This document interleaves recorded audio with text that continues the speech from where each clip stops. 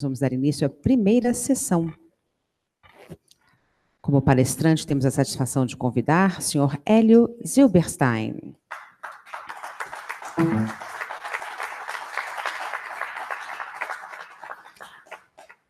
Ele é professor da Faculdade de Economia, Administração e Contabilidade da Universidade de São Paulo, FEA, USP, e coordenador do projeto Salariômetro, da Fundação Instituto de Pesquisas Econômicas, UFIP. Convidamos também como debatedores o pesquisador da FIP e do Instituto de Pesquisas Econômicas Aplicadas, o IPEA, Paulo Tafner.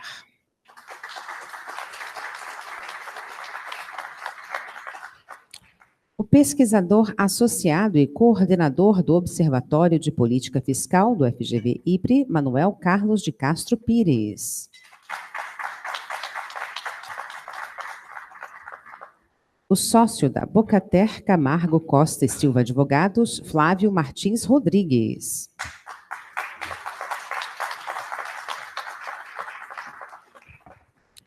Composto o painel, eu passo então a palavra e também a condução dos trabalhos para o mediador, presidente executivo do CODEMEC, Tomás Tosta de Sá.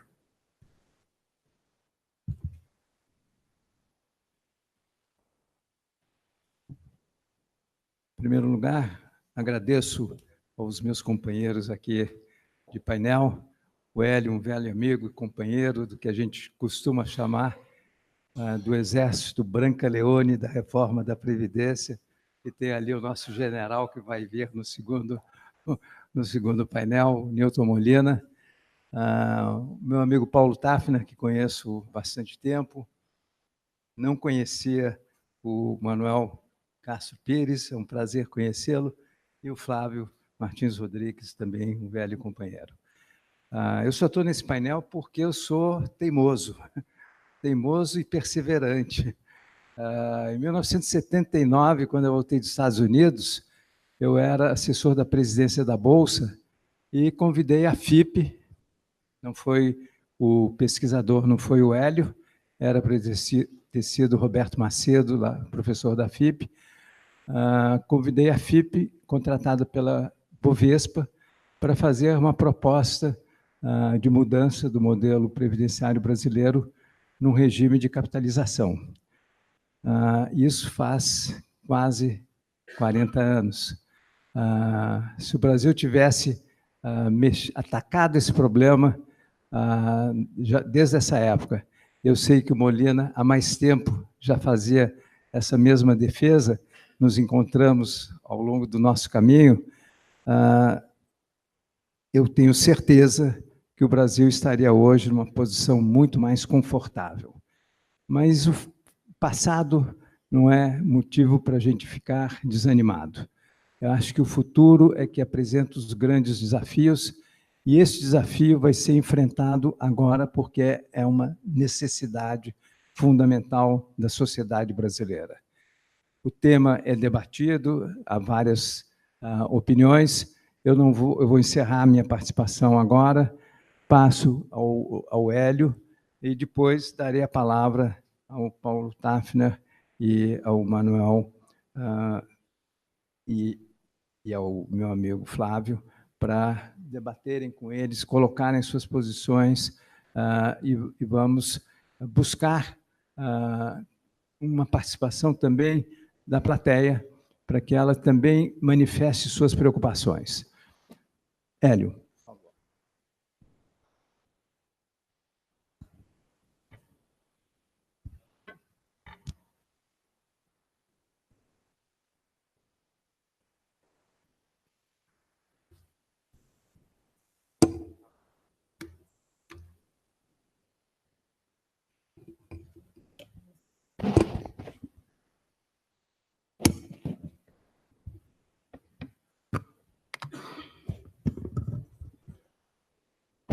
Muito bom dia a todas e a todos. É com muito prazer que eu atendo o convite do meu amigo Tomás para, mais uma vez, falar sobre reforma da Previdência. O Protásio sugeriu a todos nós que ocupássemos o centro.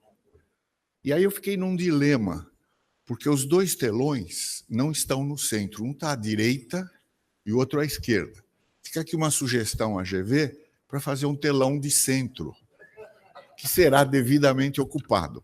Eu fui obrigado a ir para o da direita, porque é aqui que está o microfone. Mas, para vocês, eu estou à esquerda. Ok? Muito bem. Vamos falar da reforma agora. Eu vou abordar esses 4 temas. Eu acho que eu vou me adiantar aqui um pouquinho. Ok. Olha, fui um pouquinho para o centro, tá? Esses são os 4 pontos que eu vou abordar no exíguo tempo que me foi destinado. Vamos falar com o primeiro ponto, a previdência e o mercado de trabalho, particularmente o custo do trabalho. Esse é um tema que é pouco mencionado no debate da previdência. Mas a reforma da previdência está intimamente relacionada com o mercado de trabalho, porque basicamente quem financia os benefícios de previdência são as contribuições sobre a folha de salário. Isso aqui é quanto custa a previdência.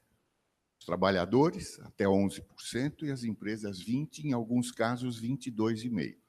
No caso dos trabalhadores, há um limite do teto. Os 11% incidem sobre até o teto. Das empresas, não há limite.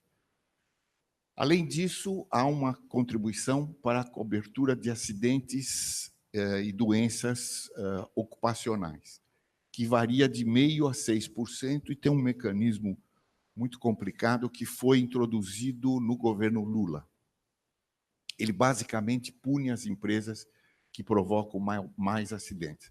Só que ele não mede bem essa frequência, e esse é um tema importante, que seguramente vai ser muito debatido e provavelmente modificado. Quando nós fizemos nossos estudos lá atrás, há mais de 10 anos, a gente calculou, com base em microsimulação, que a alíquota para financiar os benefícios existentes, contributivos, do INSS e do setor público, deveriam ser 17%, somando trabalhadores e empresas. E, na verdade, nós temos 31%. Não é? Por que é tão caro assim? Basicamente porque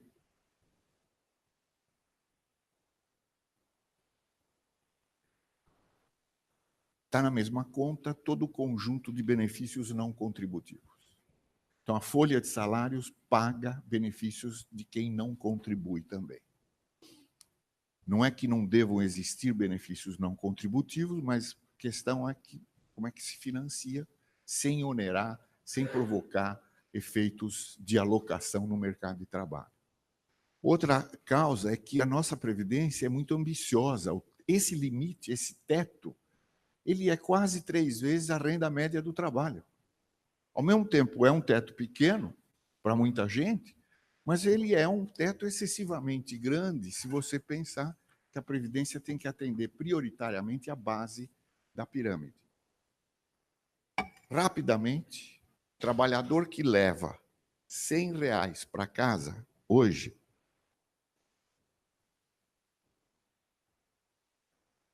que é essa mancha azul aqui, ele está contribuindo, aqueles 11% são R$12, a empresa R$22 e o fundo de garantia R$9. Quer dizer, para o trabalhador levar para casa 100, a empresa gasta 144.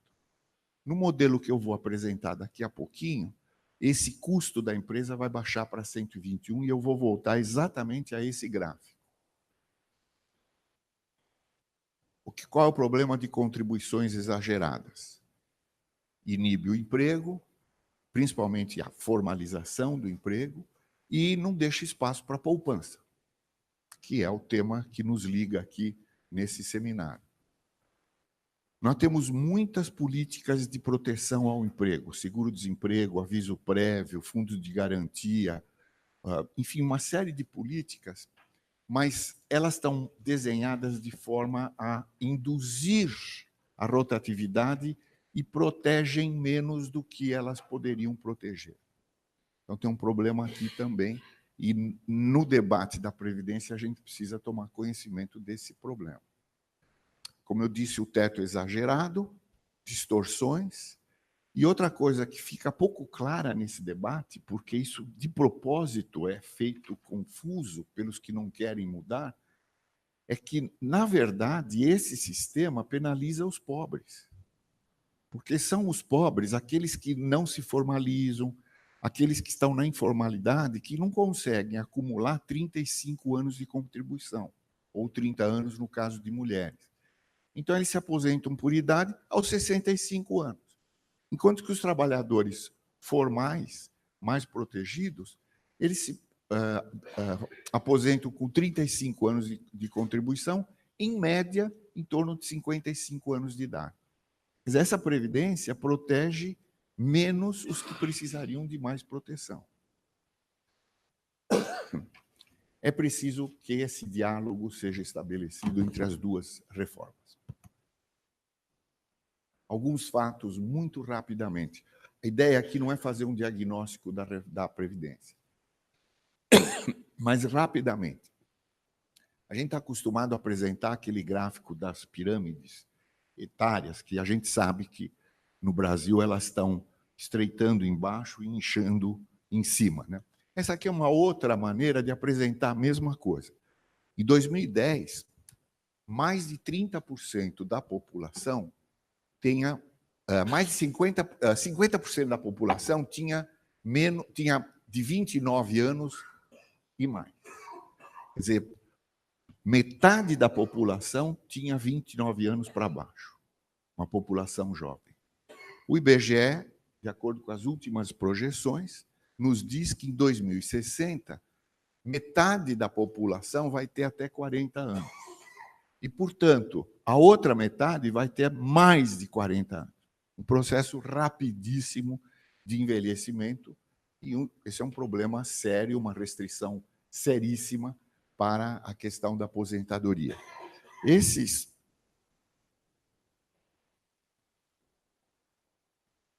Achei o botãozinho aqui. Isso aqui é a proporção de pessoas com 60 anos ou mais. 2010, 2060. Está caindo. Proporção de pessoas com 65 anos ou mais. Está caindo. Proporção de pessoas de... desculpe, ao contrário. Aqui é 15 a 64, está caindo. E aqui 15 a 60. Essa aqui é a proporção dos jovens, crianças e jovens, 0 a 14 anos. E esses dois, a proporção de idosos, 60 anos ou mais, e aqui 65 anos ou mais. Ou seja, uma mudança demográfica profunda e muito rápida. Muito, muito rápida.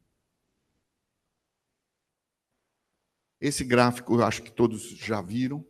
Esses aqui são os países idosos com PIB grande.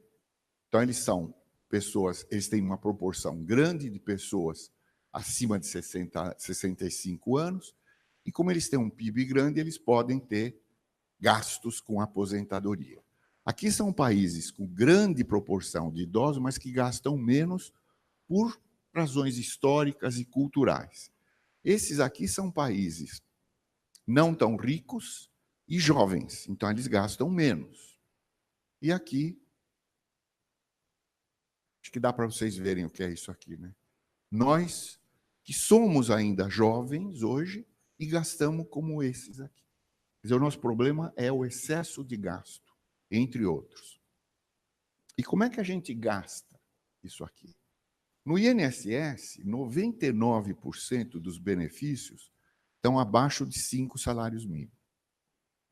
Quer dizer, quase todos os benefícios do INSS têm no limite 5 salários mínimos. No funcionalismo público é meio a meio. Metade abaixo, metade acima. Isso em termos de quantidade. Em termos de gasto, o INSS gasta tudo com benefícios até 5 salários mínimos, e no funcionalismo, 80% do gasto é em benefícios acima de 5 salários mínimos. uma distorção muito grande.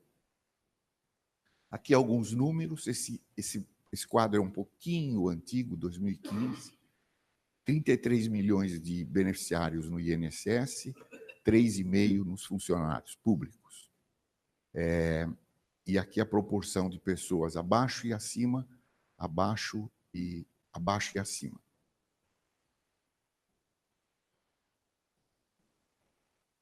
Gasto, INSS, 420, funcionários públicos, 256, 98% INSS abaixo, e funcionários públicos abaixo aqui. 80% do gasto dos benefícios do funcionalismo acima de 5 salários mínimos.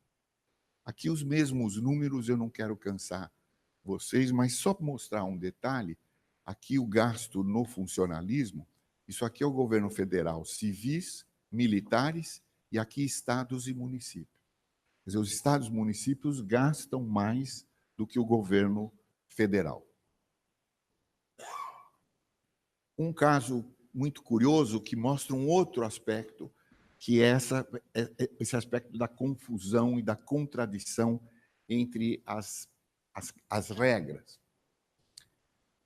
Esse é um caso verdadeiro, está publicado nesse boletim que os advogados costumam consultar, um boletim diário com as principais sentenças do judiciário.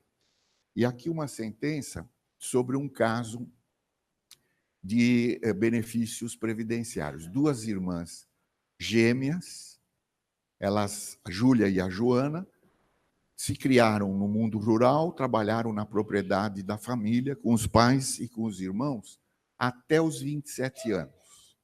Quando elas completaram 27 anos, a Júlia se mudou para a cidade e arrumou um emprego com carteira assinada. E se aposentou aos 42 anos. Vocês sabem por quê? Porque se conta o trabalho rural a partir dos 12. 12 com 15 dá os 27. Então, ela foi para a cidade com 15 anos que podiam ser transferidos para o regime geral do INSS. E aí ela trabalhou mais 15 anos, completou 30 anos de contribuição e se aposentou aos 42 anos. Enquanto isso, a irmã dela ficou com os pais e ela tem que esperar até completar os 55 para se aposentar como trabalhadora rural. As 2 aposentadorias são muito precoces, mas vejam a distorção, a diferença no tratamento, só porque uma mudou para a cidade e a outra ficou no campo. Precisa dar um jeito nisso, a gente precisa reformar isso. A nossa proposta é que nós precisamos criar uma nova aposentadoria para os novos trabalhadores. Como é que seria esse sistema? Primeiro, ele vale para todos os trabalhadores que tiverem nascido a partir de um determinado ano.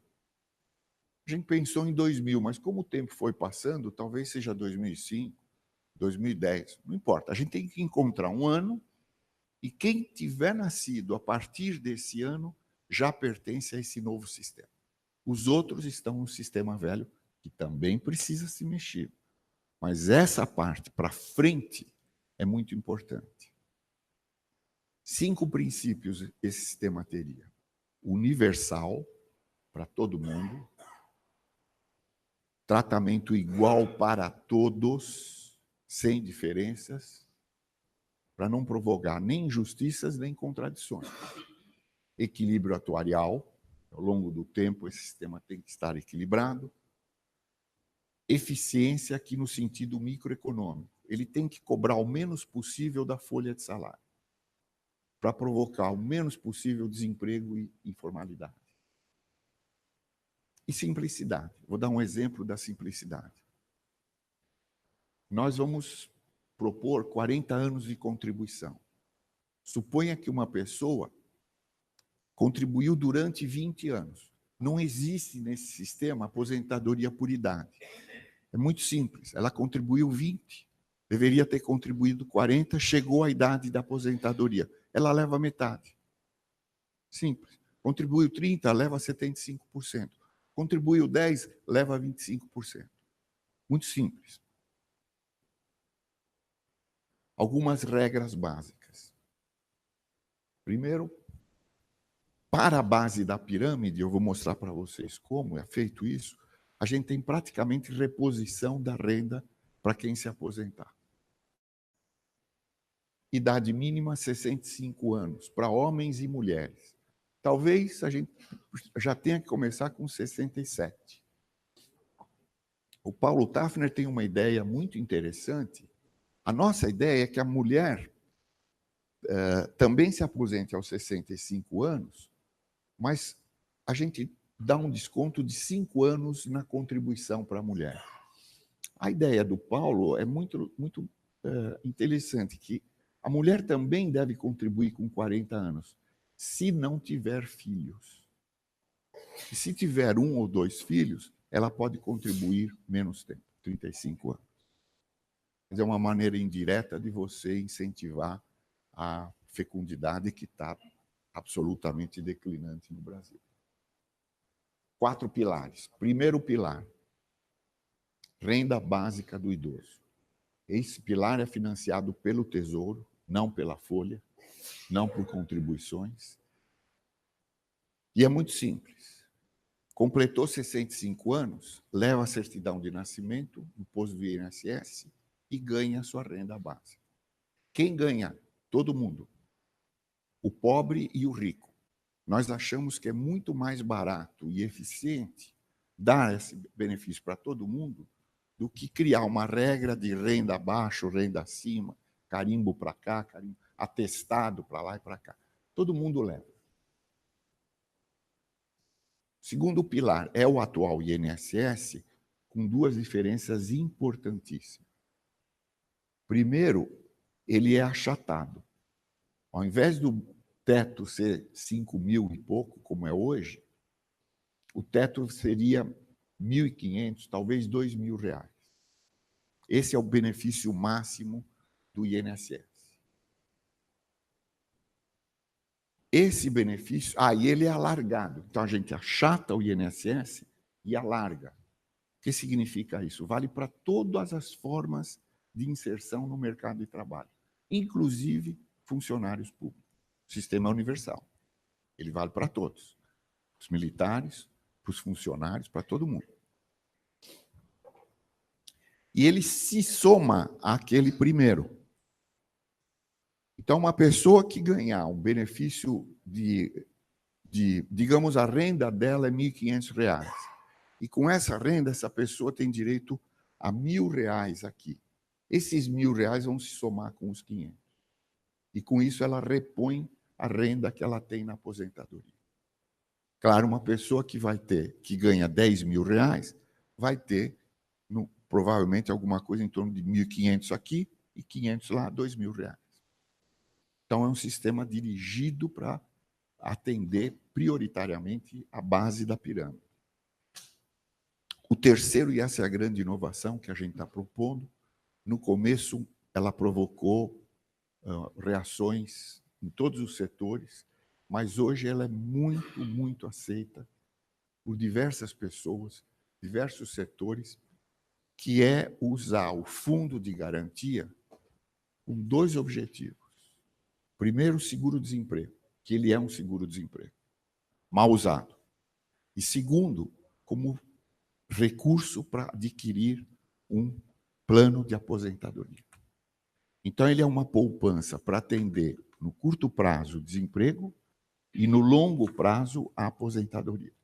Naturalmente, esse fundo de garantia renovado vai ter que pagar taxas de mercado e as pessoas vão ter que juntar o seu próprio seguro-desemprego na conta e, a partir desse montante que garante o seguro-desemprego, aí elas estão livres para comprar um plano de aposentadoria complementar.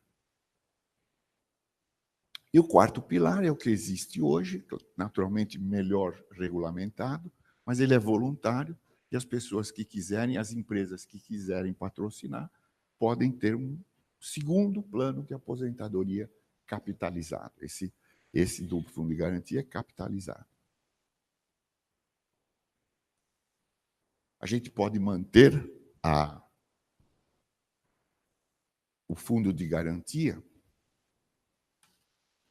mas ao invés da multa ser sacada pelo desligado, pelo trabalhador que foi desligado, ela fica num fundo e é repartida entre aqueles que têm contas de menor valor, pessoas que ganham menos, porque isso vai ajudá-las a acumular o seu seguro-desemprego. São exatamente as pessoas mais vulneráveis, que têm mais rotatividade e que vão ter dificuldade de acumular aquele mínimo. O PIS, a gente pode pensar numa série de coisas. Uma delas é extinguir o PIS, porque ele se acumula com o fundo de garantia. A outra, esse PIS pode ser depositado na conta de poupança do fundo de garantia. Não podemos fundir o PIS com o fundo de garantia. E uma outra, eu vou dizer daqui a pouquinho, que também poderia ter uma destinação muito interessante. A conta do fundo de garantia passaria a ser vinculada ao CPF e não mais ao vínculo de emprego. Hoje, se você tem 3 empregos simultaneamente, você tem 3 contas. Se você pede demissão de um emprego, sua conta fica congelada e você abre uma outra conta. A ideia aqui é que a conta seja vinculada ao CPF. E as pessoas levam consigo, o fundo de garantia passa a ter portabilidade no mercado de trabalho. Esse sistema precisa de uma alíquota, a gente não fechou essa conta ainda, mas algo em torno de 10% a 12%, metade e metade. Aliás, eu preferiria que a contribuição fosse só do trabalhador, para as coisas ficarem mais claras. Mas isso é uma questão, eu diria até secundária, mas o importante é que esse sistema ele tem um custo muito menor do que o sistema atual. E na transição, aqui uma coisa importante. Em geral, as pessoas que propõem um sistema capitalizado, elas estão pensando em apropriar uma parte das contribuições que hoje financiam os sistemas atuais, tirar essas contribuições para financiar o pilar capitalizado. No nosso sistema, nós não precisamos disso, nós não tiramos nada. O fundo de garantia passa a ser a parte capitalizada da Previdência. Agora, evidentemente, se esse novo sistema tem uma alíquota bem menor, você pode estar provocando uma enorme migração do sistema velho para o novo, aí você tem um problema na transição. Então, para enfrentar esse problema na transição, a gente propõe a alíquota equalizadora no sistema novo. A gente equaliza a alíquota e até o nível da alíquota atual do sistema antigo. E aí, aos poucos, à medida que as pessoas do sistema antigo vão se retirando, vão falecendo, nós precisamos de menos recurso para financiar a transição, as alíquotas, em geral, podem ser reduzidas. É um phasing out lento, em 2 ou 3 décadas. E a gente precisa de regras de migração. Quem quiser, quem está no começo da sua carreira, talvez ache interessante migrar para o novo sistema. Então, nós precisamos reconhecer o tempo dessas pessoas para trabalhar no novo sistema. Eu quero voltar àquele gráfico, vocês lembram? Então, no novo sistema, o custo para a empresa, para o trabalhador levar R$100, ele é 121. E a gente reduz, nesse sistema, mais de 50% dos encargos. Quer dizer, essa parte aqui passa para metade. Por quê? Porque as alíquotas são menores e a gente mantém o fundo de garantia com uma destinação mais nobre. Então, a gente está alcançando o objetivo de alocar melhor os fatores no mercado de trabalho. Estratégia para a reforma. Eu não vou me alongar aqui, eu acho que o Molina vai falar sobre isso, mas só basicamente 3 elementos para a reforma. O primeiro deles, criar a nova aposentadoria. A grande propriedade, o grande benefício desse novo sistema é que ele cria um mercado de capitais de longo prazo. Que as pessoas são poupadoras compulsoriamente por meio do fundo de garantia, que é uma poupança compulsória que já existe, e a gente dá uma destinação mais nobre para ela. Então, a gente cria, e elas vão usar esse recurso para comprar programas de aposentadoria no mercado. Não podemos escapar dessa reforma paramétrica. Isso é o segundo elemento. A gente tem que reformar para frente, mas tem que olhar para trás também. Essa é mais difícil de fazer. Aquela primeira não deve ter muita dificuldade. Por quê? Porque quem pode se opor ainda não está no mercado de trabalho. Agora, aqui não. Aqui a gente sabe. Eu só quero lembrar vocês de uma coisa. Não sei se vocês lembram. Essa reforma do Temer, que não ia resolver o problema, ia amenizar, de forma importante, mas não definitiva, ela foi implodida um dia antes de ser votada no Congresso.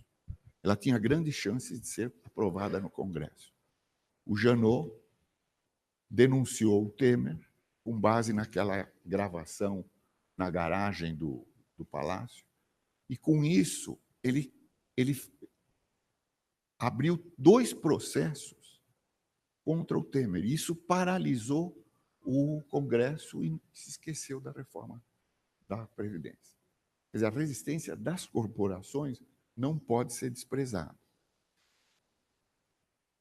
O que a gente tem que fazer?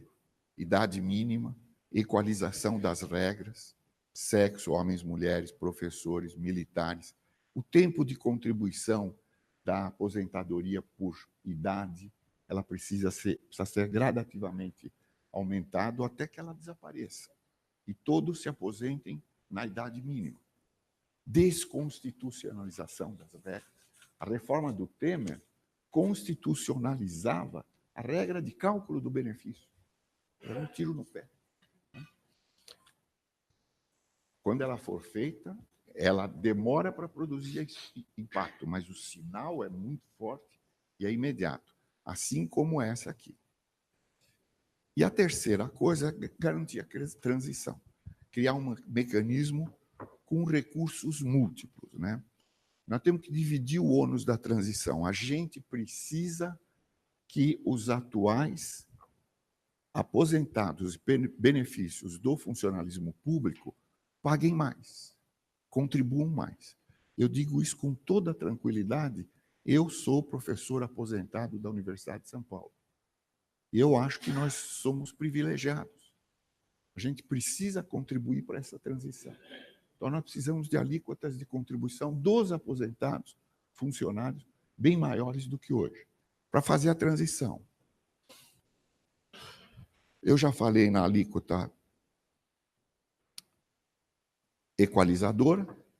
Isso tudo teria um impacto muito grande. E uma ideia que eu acrescentaria aqui, um destino muito melhor para o PIS, PASEP, do que o destino de hoje, seria usá-lo na transição.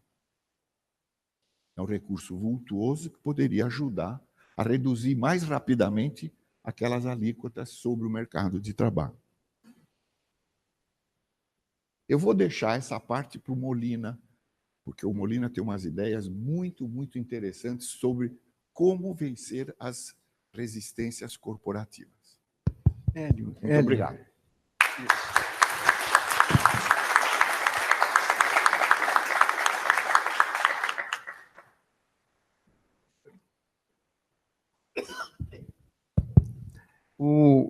Eu passo agora a palavra aos nossos debatedores. Eu vou pedir que a gente fique mais atento ao tempo, porque senão vamos avançar muito no horário. Primeiramente, passo a palavra para o Manuel Carlos de Castro Pires, para que ele faça seus comentários e, posteriormente, eu peço ao Flávio e o Paulo Tafner pediu para ficar por último. Bom, Bom dia a todos. Quero agradecer o convite e parabenizar o Tomás pela organização aqui do evento, cumprimentar meus colegas de painel.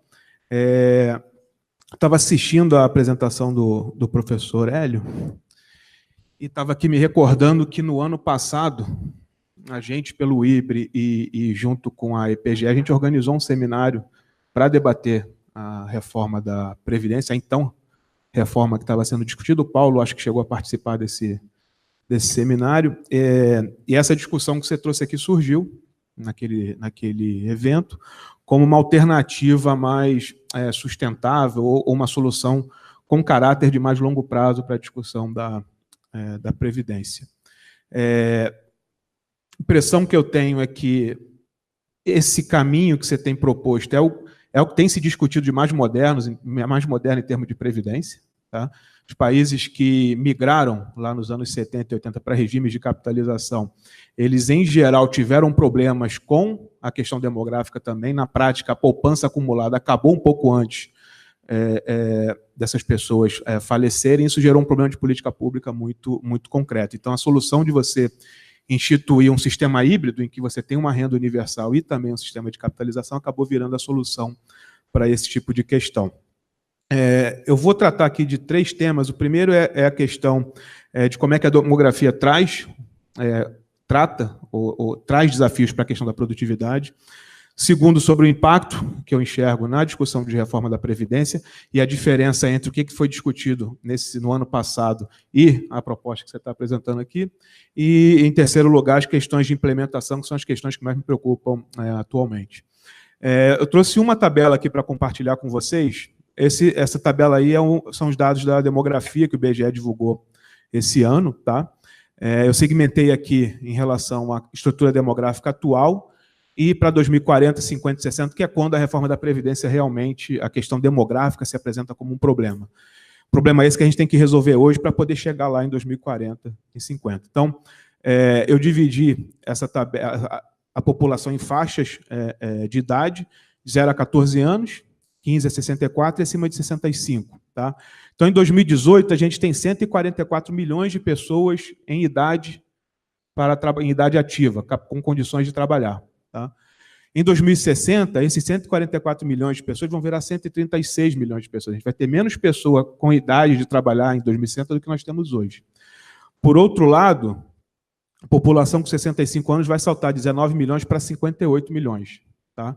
A razão de dependência, que é essa última coluna, ela mede total de pessoas que não têm capacidade de trabalho, ou seja, abaixo de 15 anos e acima de 65, em relação à população com idade ativa. Então, de 44% da população dependente, a gente vai pular para 67%. Ou seja, esses 144 milhões de pessoas tinham que financiar algo em torno de 60 milhões de pessoas inativas. Em 2060, a gente vai ter 136 milhões de pessoas financiando 90 milhões de pessoas. Ou seja, a razão de dependência ela vai aumentar 52%, tá, nesse período. Significa que, para a gente manter condição, o bem-estar da sociedade, o padrão de vida da gente, a produtividade dessas 136 milhões de pessoas vai ter que ser 52% maior do que a produtividade que a gente tem hoje. Tá? Isso dá um crescimento de 1,3 ponto percentual de produtividade ao ano. Nos últimos 30 anos, a produtividade do Brasil cresceu 0,8. Ou seja, a gente tem quase que dobrar a nossa produtividade para manter o padrão de vida e poder financiar a população inativa. Normalmente, no debate de finanças públicas, o que é apresentado é que a carga tributária vai subir. Né? Então, hoje a gente gasta algo em torno de 7%, 8% de tributos para financiar a Previdência. Isso teria que subir para 16%, 17%. É uma conta bastante grande. O que eu estou dizendo é que o problema é um pouco mais grave. Esses 16%, 17% de tributo vai custar mais para a sociedade em 2060 do que custaria hoje. Porque a sociedade pode ser que fique mais pobre. Tá? Então, o problema demográfico brasileiro ele é bastante grave e afeta várias dimensões da nossa vida, não só a questão demográfica.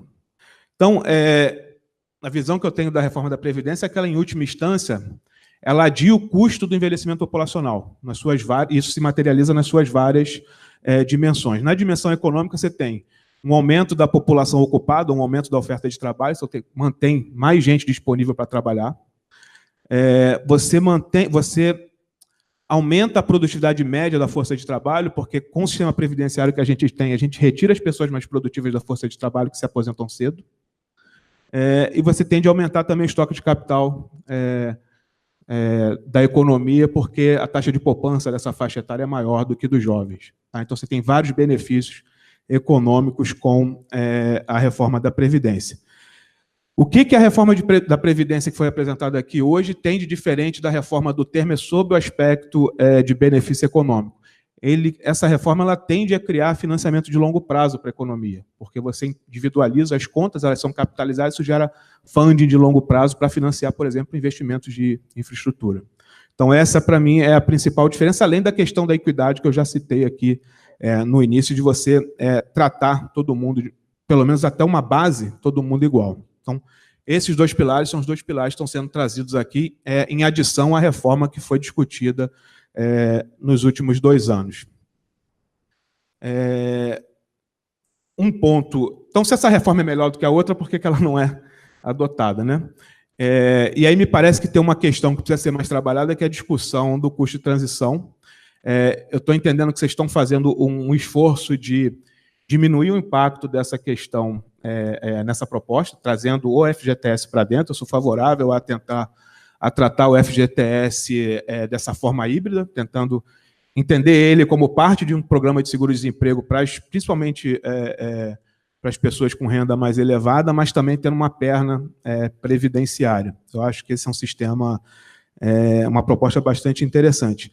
Mas, ainda assim, quando você reduz o teto de INSS para gerações novas, você acaba gerando menos arrecadação e isso pode gerar algum custo de financiamento da Previdência para os aposentados atuais. Então, eu queria ouvir um pouco mais, que vocês desenvolvessem um pouco mais a questão do custo de transição, porque toda vez que a gente discute isso, essa é a primeira questão que vem à tona. Lembrando que a gente faz essa discussão da Previdência num ponto de partida muito ruim, né? As finanças públicas do governo são estão negativas, né? São um momento muito desfavorável. Então, a expectativa que todo mundo tem é que você saia dessa discussão gerando alguma economia e não um custo adicional. Essa é uma barreira que me parece importante. Terceiro ponto aí que tem me preocupado mais nesse debate é a questão da implementação. Quando a gente olha o contexto geral das finanças públicas, a agenda é muito pesada. Então, você tem a discussão dos servidores, discussão do salário mínimo, tem regra de ouro, emenda do teto. Cada uma desses temas leva reforma tributária e a Previdência. Então, cada um desses temas leva a um conjunto, uma direção bastante complexa que o próximo governo vai ter que atuar. Tem uma discussão se a gente deveria fazer um esforço para aprovar essa reforma da Previdência que está aí ainda nesse período de transição. Tá? A história que a gente ouve do pessoal de Brasília é que depois da eleição tem 2 tipos de candidatos, de parlamentares, os que foram eleitos e os que não são eleitos. Todos os 2 tiram férias nessa época do ano. Tá? Então, acho que esse não é um caminho.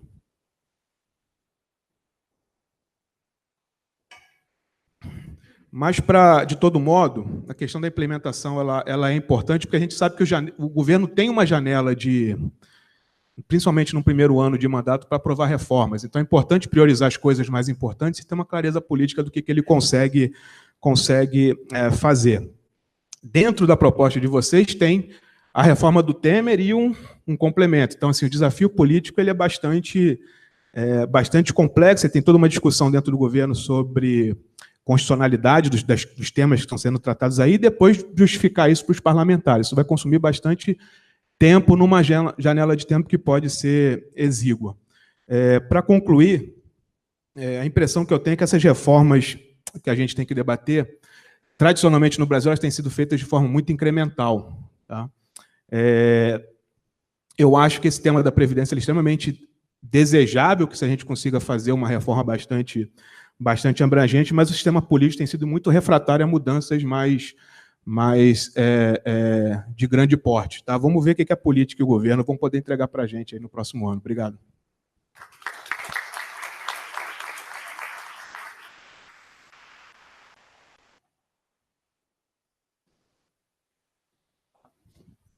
Passa a palavra para você. Bom dia a todos. Obrigado, Tomás, pelo convite e obrigado pela sua incansável determinação de trazer esses temas da reforma e outros relacionados com o desenvolvimento e com questões estruturais do país. Enfim, é muito bom estar com pessoas tão qualificadas aqui nesse painel. Na condição de debatedor, eu fiquei pensando qual seria o papel. E eu acho que um papel que poderia ser desempenhado seria um papel de um agente provocador. E a primeira provocação que eu faria é uma colocação de que nós estamos errados. Por que nós estamos errados nas nossas propostas? Porque a gente não consegue emplacar as nossas propostas. A gente está sendo vencido seguidamente. A Constituição de 88, que essa semana faz 30 anos, criou um modelo de previdência absolutamente inconsistente e um Robin Hood ao contrário, né, sobretudo no regime geral e também nos servidores públicos, com alguns trens da alegria, que foi o regime jurídico único. Depois nós fizemos uma reforma, 10 anos depois, no final de 98, final da era Fernando Henrique, ou meados da era Fernando Henrique, que a gente também acha que foi uma reforma muito ruim, né, no sentido de que a gente está mais ou menos aonde a gente estava em 88, e depois, no início do governo Lula, em 2003, a gente teve a emenda constitucional número 41, e que a gente olha hoje e diz, olha, isso não adiantou para grandes coisas, né? Então, nós estamos errando, né? E por que a gente está errando? Quer dizer, por que há uma imensa resistência da sociedade em qualquer alteração dos nossos regimes de previdência? Por que tem um imenso desconhecimento? E é uma coisa muito curiosa. Quer dizer, minha filha tem 25 anos e não entende previdência, não percebe que a conta estoura majoritariamente no bolso dela. A minha namorada, que trabalha, enfim, numa escola de inteligência emocional, também não entende, e a minha mãe, igualmente, não entende, né? Então, a gente não explica. E se a gente não explica, a gente não consegue convencer as pessoas disso. De outro lado, quer dizer, o argumento simplista, que foi até utilizado para essa última reforma proposta, de fim dos privilégios, né? A sociedade não percebe grandes privilégios, por exemplo, no segmento de servidores públicos, quando um contraponto a financiamentos a agentes privados, a ganhos ilícitos de vários agentes públicos, né? Então, a gente não está conseguindo se inserir num debate que toque o coração da sociedade. Eu fui o primeiro presidente do Rio Previdência, em 1999, e a minha agenda era cortar benefício e aumentar a alíquota. E logo eu pensei, bom, eu não vou ter um trabalho fácil, né? E estabeleci, dentre outros colaboradores, eu confesso que eu tive sorte, né, e na época não percebia, na minha diretoria, por exemplo, tinha o Ivan Monteiro, hoje presidente da Petrobras, uma grande atuária, a Marília Castro, cujo filho, já uma segunda geração de atuários, é diretor de seguridade da Petros. Era um time muito bacana que a gente conseguiu formar. E a gente trabalhou num conceito que era a gente pode dar mais notícias, mas a gente nunca vai contar uma mentira para aqueles destinatários das alterações. E a partir disso, a partir de um modelo de governança da gestão do regime próprio do Estado do Rio de Janeiro, a gente convenceu aos agentes mais refratários a um processo de mudança. E a questão da governança nos regimes de previdência é alguma coisa muito relevante, né? Eliane Lustosa é uma batalhadora há anos da governança corporativa, e a governança corporativa tem vários subprodutos. E um deles é prestar contas, é dar transparência. Então, a população, o destinatário, o acionista, pode não ter uma boa notícia, mas quando há governança naquele processo, ele se sente acolhido numa relação de correção, numa relação de boa-fé entre as partes, né? Então, quando eu olho esse modelo, com o qual eu concordo integralmente, acho perfeito, mas acho que a gente está prescindindo de sociedade, a gente está prescindindo de governança corporativa, a gente está prescindindo de satisfação às pessoas e mais. E falo aí de algumas questões de natureza mais objetiva. Por exemplo, nós temos uma classe média que estaria sendo abrangida pelos pilares 3 e 4 do modelo proposto, que encontra uma disfuncionalidade tributária. Quer dizer, hoje, um grande número de jovens está pejotizado ou é cotista de uma pessoa jurídica e recebe dividendos, né? As pessoas se agregam em torno de pessoas jurídicas. E para esse grupo importante, que ganha 1.000, 2.000, 3.000, 15.000, né, não há uma resposta tributária. Eu acho que hoje o estado da arte da previdência no mundo, para mim, é o modelo inglês, né, que olhou, a partir da era Thatcher, com muito pragmatismo a essa transformação do mercado de trabalho e percebeu que o Estado tinha que menos dirigir a previdência e mais incentivar modelos alternativos.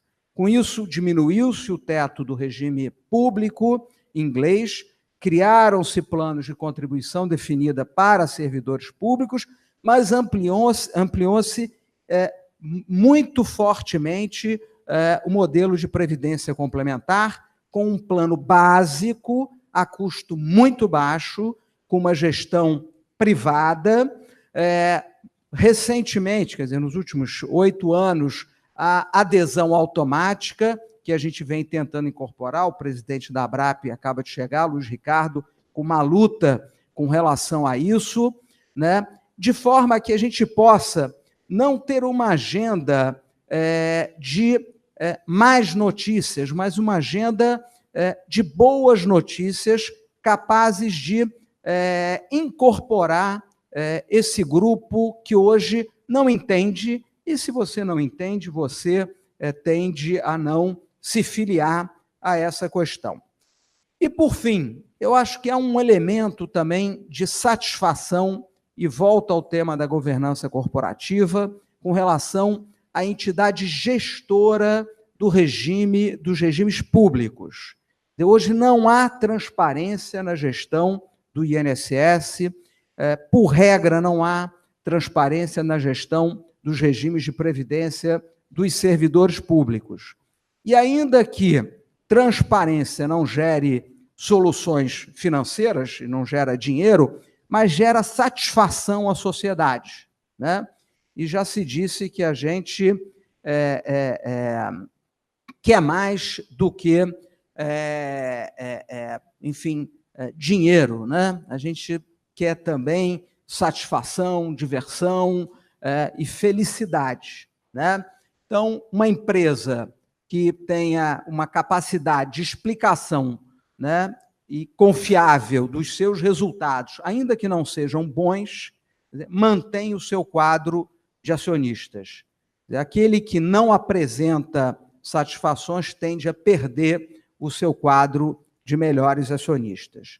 Então, acho que a gente tem que manter a proposta, mas, eventualmente, alocar alguns outros elementos e partir de uma posição, digamos, de humildade, de que a gente, de certa forma, vem errando, sobretudo na maneira de apresentar e acolher uma classe média crescente brasileira. Ok, obrigado.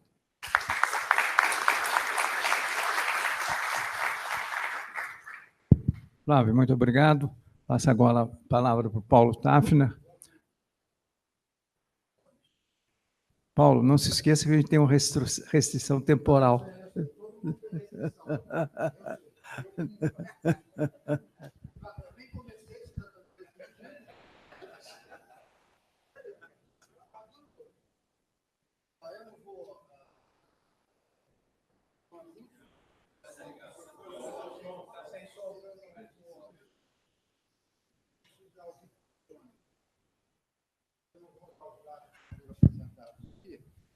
Mas eu e Hélio começamos, quer dizer, há muito tempo, eu trabalho de um lado e de outro, e a gente quase que caminhou juntinho, estamos fazendo vários trabalhos juntos. Acabou que eu fiz uma proposta, já está praticamente pronta, ele está concluindo a ler, ele tem muitas coisas em comuns e tem coisas diferentes. Eu não vou discutir exatamente o que tem de vantagem e desvantagem, mas eu acho que uma coisa importante que foi mencionada aqui, e também você mencionou, né, do efeito demográfico, enfim, a gente não está só ficando velho, a gente está ficando mais velho que o resto do mundo. E aí é mais grave.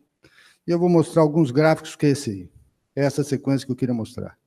Isso aqui é o Brasil, em 100 países do mundo que eu peguei os dados, representam 97% da população mundial. Em 1950, aqui é a percentagem de idosos, e aqui é a idade mediana.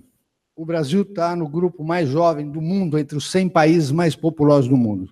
E olha o que acontece com a posição do Brasil ao longo do tempo. Essa é a projeção da ONU, que é muito semelhante à do Brasil, a última divulgada do IBGE. E, finalmente, em 2100, olha a bolinha vermelha, nós teremos o 9º país mais velho do mundo. Então, aí coloca um desafio adicional da produtividade. A gente não basta só dobrar a produtividade, a gente tem mais do que dobrar a produtividade para se tornar minimamente competitivo no mundo, que é o tema de vocês amanhã. Estou dentro do tempo, viu, Tomás? Eu vou me ajustar aqui. Não se preocupe, não. Só para vocês terem uma posição relativa do envelhecimento do Brasil, é o seguinte, em 1950, entre os 100 mais populosos do mundo, a gente estava na posição 76, portanto, a gente era o 24º mais jovem. E é isso que vai acontecer no Brasil, nós já estamos mais ou menos aqui, já somos o 26º mais velho, e vamos caminhar para ser o 9º mais envelhecido do mundo. Então, a gente vai ficar velho e vai ficar pobre. Velho é ruim, Molina já me falou isso. Velho e pobre é horrível. É isso. Não é o caso dele, obviamente. Muito bem. E aqui nós vamos fazer essa transição muito rapidamente. Também colocado em todos os países, nós vamos ser a 9ª transição mais rápida. Eu peguei o salto de 10% para 30% de idosos na população.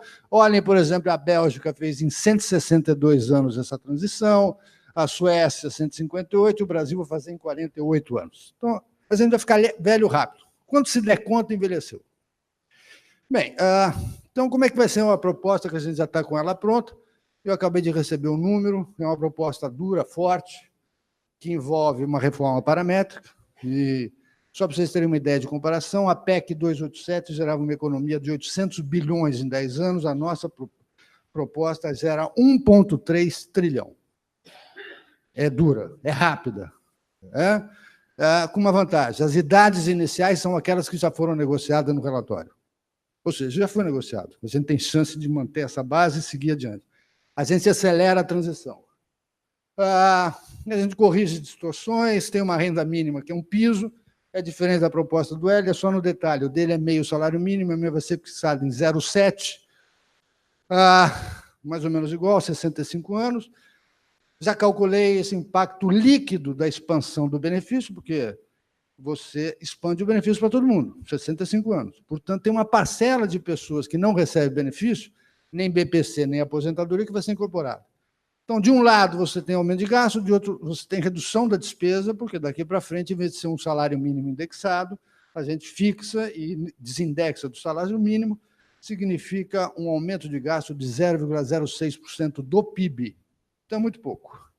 Agora, a nossa proposta envolve um benefício universal, uma camada de repartição que é um pouco diferente do Hélio, mas é o mesmo princípio, exatamente a mesma coisa. Então, estamos pensando a mesma coisa. Uma camada de capitalização e a gente segrega benefício de risco, está fora, é seguro. Tem algumas coisas que aí tem diferença. A nossa está propondo que a nova Previdência seja formalmente constituída em 2020 e ela seja povoada em 2030. Por quê? É só para os brasileiros nascidos a partir de janeiro de 2014, porque eu não vou perder R$1 de dinheiro. Ou seja, não tem crise de financiamento. Essa é uma questão importante. Não podemos perder dinheiro. E outra coisa, não podemos aumentar imposto. Foram 2 princípios que nortearam a proposta, é muito semelhante, como eu disse, com todos os méritos que a proposta do Hélio tem. Só para vocês terem uma ideia como é que está feito, e já estão redigidos os textos, é uma PEC e 4 leis complementares.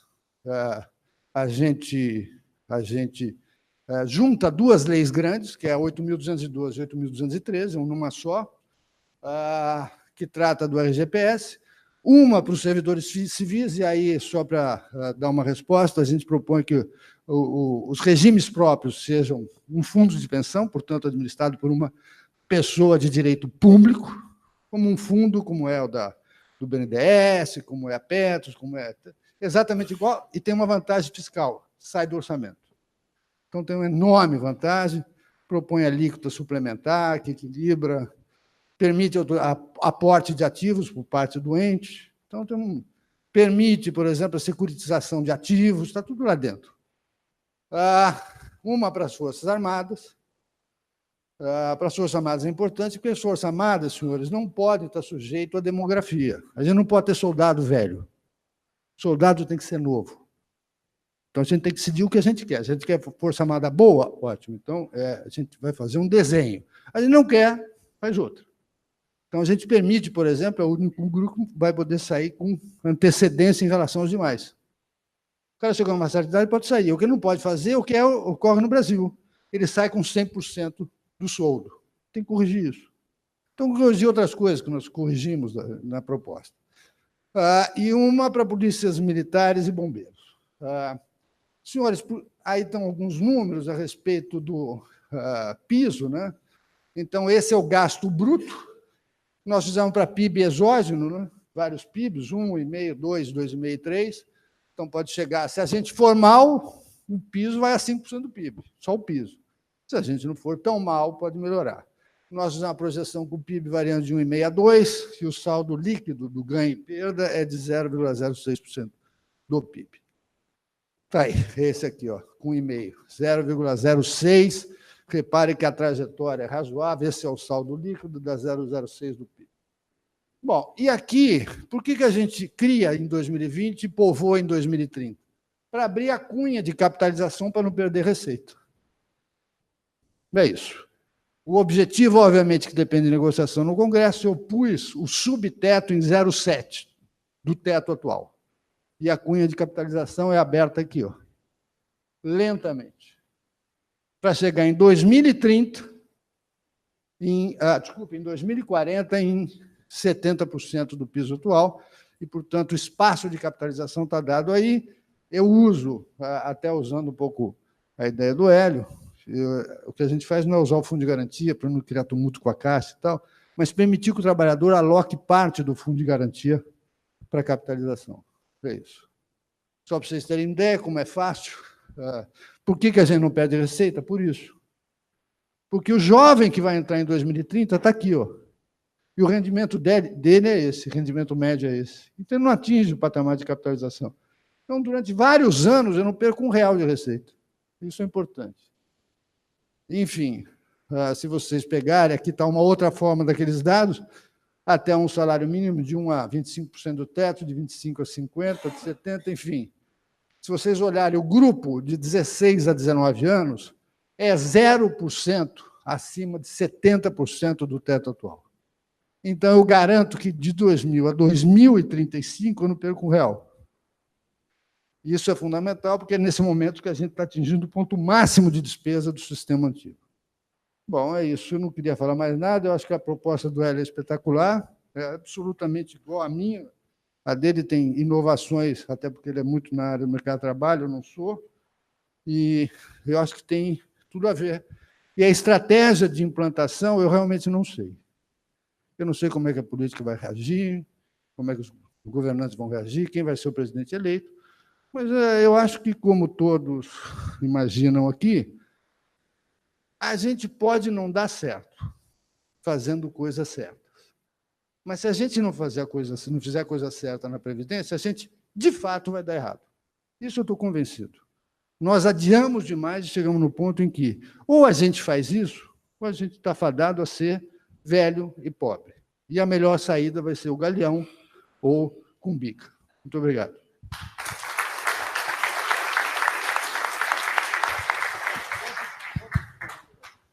Paulo, ótimo, muito obrigado. E observou fantasticamente o seu tempo. Muito obrigado. Viu? Bem, eu gostaria de perguntar se a plateia quer fazer alguma pergunta, quer questionar alguns dos apresentadores e debatedores. Por favor.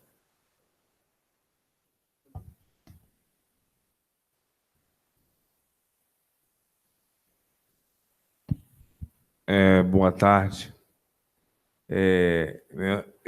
Meu nome é Júlio César, sou jornalista, e queria saber, professor Hélio, sobre essa proposta, qual a visão que o senhor tem do estudo da professora de economia da UFRJ, Denise Lobato Gentil, sobre a questão da Previdência. Ela fez um estudo sobre mestrado sobre a questão da Previdência Social. Aí eu queria saber se...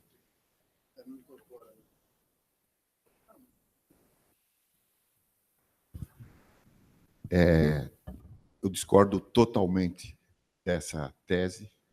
Ela é uma tese que representa uma recusa a enxergar o que está acontecendo. Primeiro, porque não há déficit, né? O problema, a questão que se coloca não é déficit, é gasto. Claro, não há déficit porque o governo foi criando contribuições que se destinam à Seguridade. Por que ele foi criando isso? Porque essa é uma receita que ele não divide com estados e municípios. E aí essa receita cresceu, não há déficit na Previdência. Só que não tem escola, não tem segurança, não tem nada. Quer dizer, é uma discussão boba, né? Para não dizer idiota. O problema não é déficit, é gasto. Nós gastamos 13% do PIB com Previdência. E gastamos de forma com muita desigualdade, com muitas distorções, com muitas inconsistências. E o segundo absurdo dessa tese é que ela tira do problema da Previdência a Previdência do funcionalismo público. Ela diz que não é Previdência. Quer dizer, não dá para discutir isso.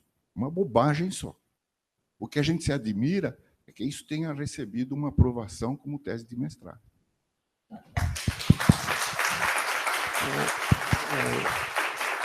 Hélio, deixa eu só acrescentar uns números. Foram publicados no jornal esse fim de semana. A aposentadoria média no INSS é de R$ 1.280. A aposentadoria média no Poder Executivo é de R$ 8.700.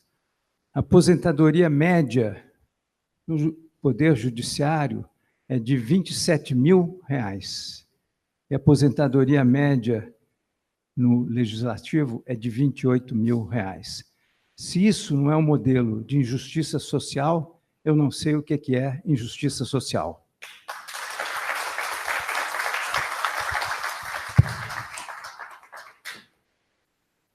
Mas, Tomás... Uma pergunta ali e a gente encerra. Só queria falar uma coisa. Quer dizer, obviamente que pessoas ganharem mais ou menos na Previdência, por si só, não constitui uma injustiça ou iniquidade. Eu acho que, assim, nós temos problemas do tipo, você mencionou, dos servidores públicos, é que eles ganham isso e abrem um passivo que é pago pela sociedade sob a forma de tributos. Como o tributo é regressivo, quem sustenta esse sistema é o pobre. Então, um sistema de Hollywood, de Robin Hood às avessas. Mas o que é mais grave, e são exemplos, a empregada doméstica se aposenta 10 anos depois que a sua patroa. Essa é a média no Brasil. O pedreiro se aposenta 8 anos depois que o empreiteiro. Esta é a média no Brasil. Então, alguém dizer que o sistema é justo é absolutamente equivocado. A gente tem que enfrentar esse debate. Eu acho que temos elementos para um bom debate, mostrando as coisas como são, sem fugir delas.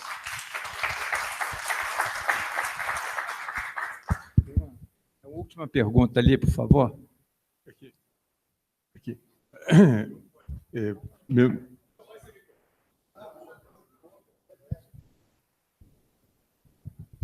A questão é simples.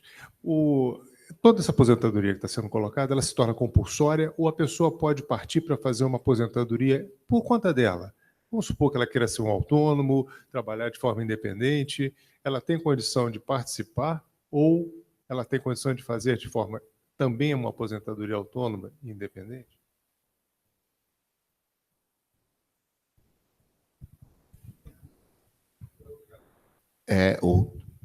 A nossa proposta prevê a compulsoriedade.